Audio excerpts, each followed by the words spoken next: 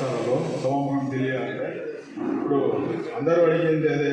ప్రతి ఒక్కరు బయట మనము నెల్లూరు నుంచి బయట వెళ్తే లాయర్లు నెల్లూరులో ఎందుకు స్ట్రైక్ చేయడం లేదు, వేరే లాయర్లు కామన్ పీపుల్ కూడా ట్రైన్లో బస్సులో అడుగుతున్నారు. ఇప్పుడు వాళ్ళకేమో అర్థమైపోయినట్టు నాకైతే ముఖ్య సమస్య ఏమొస్తుందంటే ఇక్కడ ఉన్న చాలామంది లాయర్లు సొసైటీ రిజిస్ట్రేషన్ యాక్ట్ విషయంలో సొసైటీ రిజిస్టర్ దగ్గర అటెండ్ కావడం కానీ, ట్రేడ్ మార్క్ రిజిస్ట్రేషన్లో కానీ, జిఎస్టీ యాక్ట్లో కానీ అక్కడ వెళ్తే అక్కడ లాయర్కి అనేది వాల్యూ లేదు. యాక్ట్ అనేది అమలు చేయాల్సింది లాయర్, దాంట్లో కాంప్రమైజ్. వాళ్ళు ఏం చేస్తున్నారు, మొత్తం పవర్స్ వాళ్ళకే ఇచ్చడం వల్ల వాళ్ళే పార్టీని పిలిపించుకొని వాళ్ళే సెటిల్ చేసేస్తున్నారు.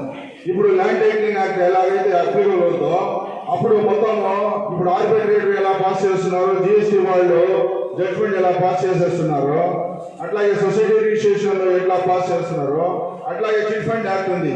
దాంట్లో కూడా చిట్ ఫండ్ కు వాళ్ళు శ్రీరామ్ వాళ్ళు డబ్బులు ఇచ్చేసి అక్కడ అపాయింట్మెంట్ చేసిన రిజిస్టార్ వాళ్ళు ఆర్డర్స్ పాస్ చేస్తున్నారు. ఇట్లాంటివి కూడా అన్ని అలాగే పాస్ చేస్తే ఇంకా లాయర్లకు మనుగడే కాకుండా మేమే మాట్లాడుకున్నాం, మేమే షెడ్యూల్ చేసుకున్నాం అంటారు. కాబట్టి యాక్ట్ పెట్టినప్పుడు యాక్ట్ అనేది అమలు చేసి లాయర్ల ద్వారా కోర్టులు ఉన్నాయని కోర్టు పరిధి నుంచి తీసేసి వాళ్ళే వేరేగా చేసుకుంటే లాయర్ యొక్క హోదా, లాయర్ యొక్క ఆర్గ్యుమెంట్స్ మనం చెప్పుకోవడానికి అవకాశం లేకుండా తీశారు. మళ్ళా ఏమంటారు లాయర్లుగా అతను వచ్చేయకూడదు అంటారు, మళ్ళా వేరే పనులు వచ్చేయకూడదు అంటారు. కోర్టు వర్గాన్ని మనకు పని లేకుండా చేస్తున్నప్పుడు ఈ యాక్ట్ తీసాలా మనము స్ట్రైక్ చేస్తే కానీ లాయర్లకు మనుగడ ఉండదు. ఇది కేవలం మా కోసమే కాదు, ప్రజల కోసం అన్నట్టు మనం చేయాలి. ప్రజలకు సెక్యూరిటీ లేకుండా పోతుంది మ్యాక్సిమం.